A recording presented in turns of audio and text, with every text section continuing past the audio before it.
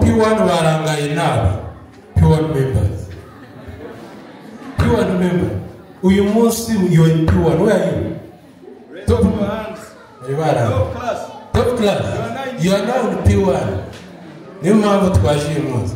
Senior 1 members. Wo muri secondaire nabo ngabari. Bisabye umwana baduhera. Mpamvu twabwiye ngo guhatana nibyo bagomba. Listen to me. Ku bana bacu ubuntu butumwa buvuye teacher yabageneye. Yavuze ngo uyu munsi umunsi mukuru gusa wanyu, ahubwo ni umunsi mukuru werekana ejo hazaza. Ni umunsi wo guha icyubahiro impano Imana yabahaye ziri muri mwe, imbuto zera zifite ubushobozi bwo guhindura isi. Bana bacu mwavukiye kuzana impinduka, muri inyenyeri zitamurika gusa, ahubwo zinatwika ubujiji. Nukumva ko kandi muri inyenyeri, ntabwo muri inyenyeri zimurika gusa, ahubwo muriho gutwika ubujiji.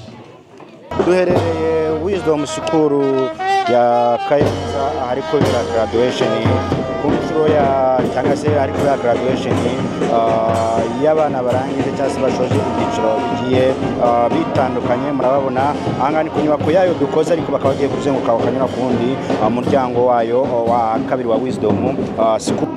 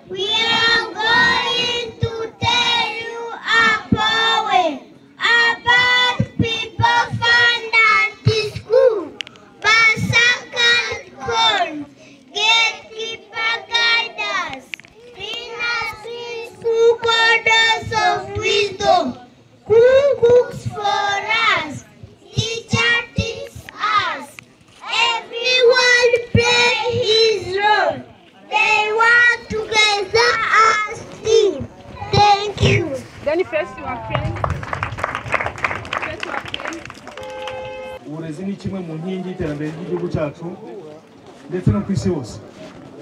Iyo twumva ibihugu byose byagiye bitera imbere ku isi yose, byagiye bishingira ku burezi bufite ireme, aho ibihugu byitaye ku burezi uyu munsi akaba ari ibihugu bikomeye ku isi yose. Abanyeshuri muri iki gihe turi mu bihe bya graduation, gitondo twari Kabarore, twajitira mu Ruzije, tuzajya Kayonza nafunzwe, ariko dushaka kugira ngo dutange ubutumwa bumwe. Turabashimira cyane muri administration cyangwa se mu buyobozi, aho bitagenze neza turabasaba imbabazi, kandi twe turi tayari kugira ngo dukemure ibitaragenze neza. Ku bana bacu, children, you are not listening to me. Listen to me. Ku bana bacu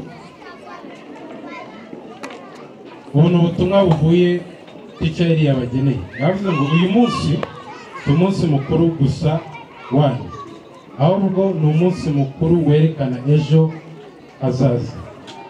Ni umunsi wo guha icyubahiro impano Imana yabahaye ziri muri mwe, imbuto zera zifite ubushobozi bwo guhindura isi.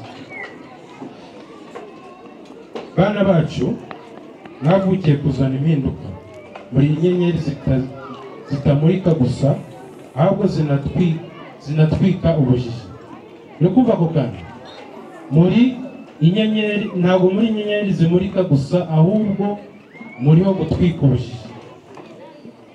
Aricyo kibazo dufite, kandi aricyo Wisdom yaje gukemura. Yaje kugira ngo umwana akure amurika ubwenge. Ku babyeyi twabageneye isomo riri mu Migani 22:6, bavuga ngo toza umwana inzira akwiye kunyuramo, azarinda asaza atarayivamo. Ku babyeyi bafite abana bari muri segondere, ugenda mubona uburyo umwana agenda akura. Iyo ari muri nasari ubona ari umwana wa wundi wumvira, wa wundi ukora ibyo ushaka, ariko hari bamwe bagenda bakura ugasanga bari gutezuka ku nshingano. Icyo tubasaba ni uko bakiri muri primary mbere y'uko bajya muri segondere, nubwo wenda na segondere tuzayizana hano, ariko reka tubatoze inzira nziza. Mubyeyi kandi mwarimu, fata umwana nk'intumwa y'ejo, mutoze gukunda igihugu, gukunda umurimo no gukunda Imana, kuko aho urukundo rw'Imana ruhagaze cyangwa se ruri habera ubuzima bushya. Bana bacu, ntimugatinye guhatana, kuko guhatana ni urugingo mu ngingo zibagize, kandi mwibuke ko iyo watanye ugatsindwa nabyo ni isomo. Gutsindwa si iherezo, ni ishuri, ni inzira ijya ku ntsinzi. So mwarakoze guhatana muri uyu mwaka wose, amajoro mwabyutse, homework mwakoze, exam mwakoze, ntabwo tubibasaba, ahubwo mugomba guhatana. N'ubundi nudahatana, you have no chance but to strive and to win. Icyo wisdom yaremewe. So murakoze cyane, ndabasaba ngo mukomeze kudushyigikira. Gahunda ziri imbere ni uko dufatanya kugira ngo tuzamure abana bacu. Twe ibyishimo byacu ni ukubona umwana ari developed. Aho mwabonye abana icyongereza bavugiye hano, sinzi nawe waguhaye igipapuro ngo ugende ubifate mu mutwe niba wabikora. Ni challenge, ari benshi batabikora, ariko dukomeze tubashyigikire no mu biruhuko, dutume basoma utuntu baze. Yesu ushobora kumuha umukoro ukavuga ngo ugenda usoma utuntu nijoro, nutungira neza nakugurira bombo cyangwa biso. Iyo ukoze ako kantu uri kumuremamo ikintu cyo guhatana, cyo kuba cyo kugira indangagaciro nziza. Murakoze cyane, Uwiteka abahe umugisha.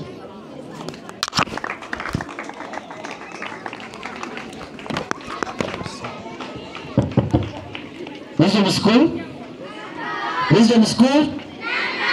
Number 1? Okay, let us give a hand clap to our guest of honor. 1, 2, 3, start.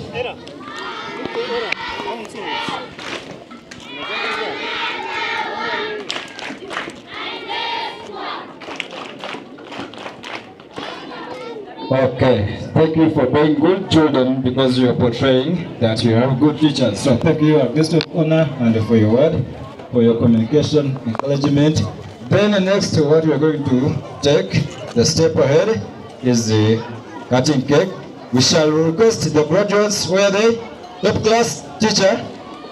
The graduates, where are they? Top class, primary 6 members.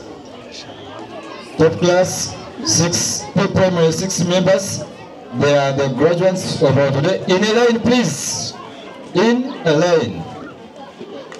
The first one should stand here. Yes, the first one, where? Susan, stand there. Others, like that. Join the line, quickly.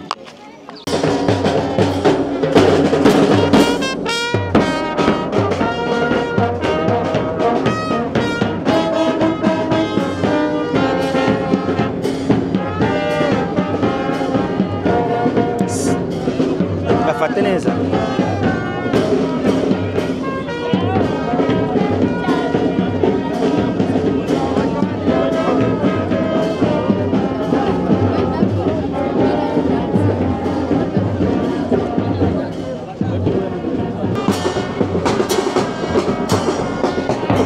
Duherereye Wisdom School ya Kayonza, ahari kubera graduation ku nshuro ya cyangwa se ari kuri graduation y'abana barangije cyangwa se bashoje ibyiciro bigiye bitandukanye. Murababona aha ni ku nyubako yayo dukoze, ariko bakaba bagiye kuzenguruka bakanyura ku wundi muryango wayo wa kabiri wa Wisdom School. Wisdom School imaze kuba ubukombe mu kwigisha no mu gutanga ubumenyi, ubu ngubu imaze kugira amashami arenze.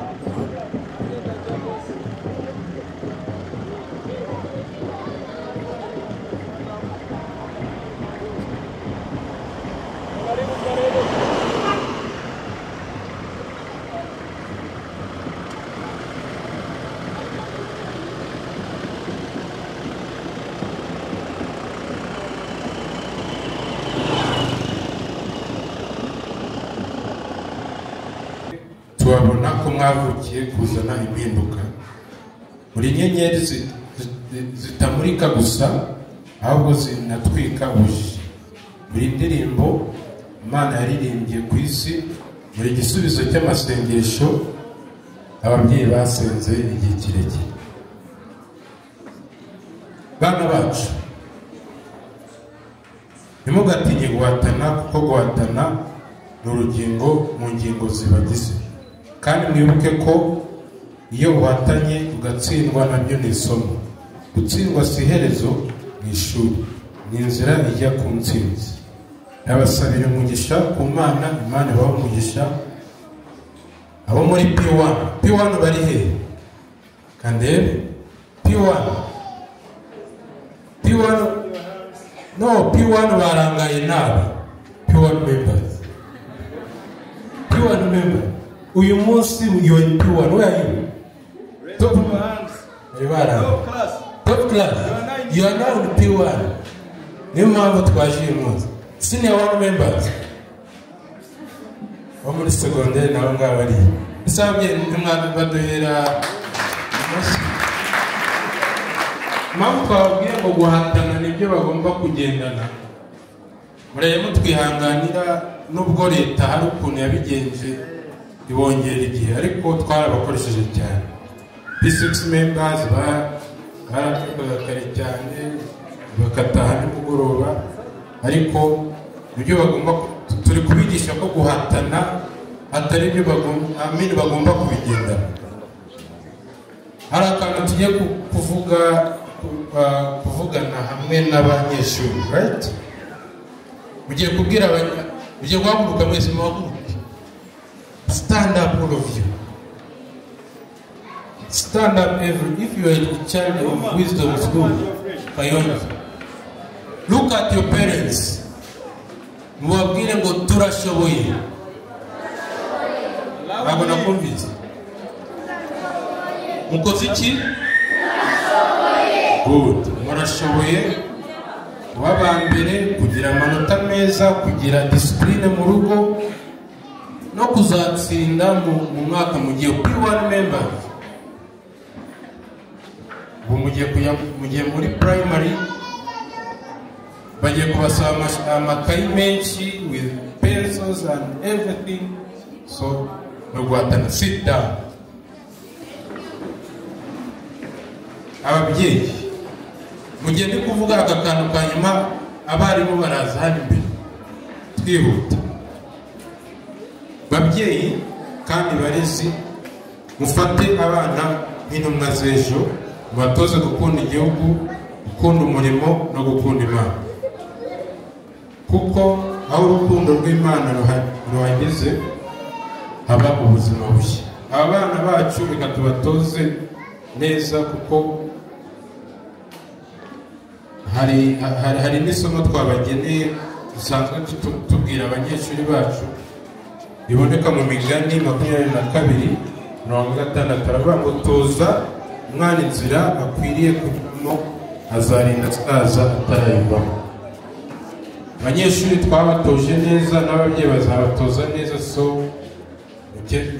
mugendere muri uwo buryo tuzagera ku ntsinzi ikwiriye. So aba barezi bahagaze hano imbere yanyu, hari icyo mubashinja? Niba munakibashinja mutubabarire, ariko twagerageje uburyo bushoboye bwose. Ubu turangije umwaka kandi ufite n'imbaraga zo gukomeza. Muduhe umunota umwe tubanze twarepeta ibyo tugiye gukora. Naho twemereye umunota umwe ni mwinshi.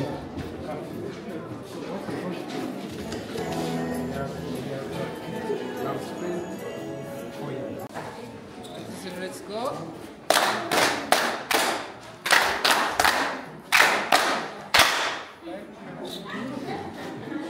Ninde watubwira ibyo dukoze? That's all. Aha. Yes? 3 factors. I don't have a pen, I don't have a ruler. We're not in mathematics. So babyeyi, icyo dukoze twibutse ko tumaranye imyaka 4.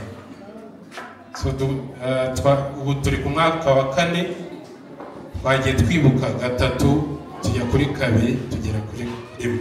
Mwakoze cyane kandi Imana ibahe umugisha.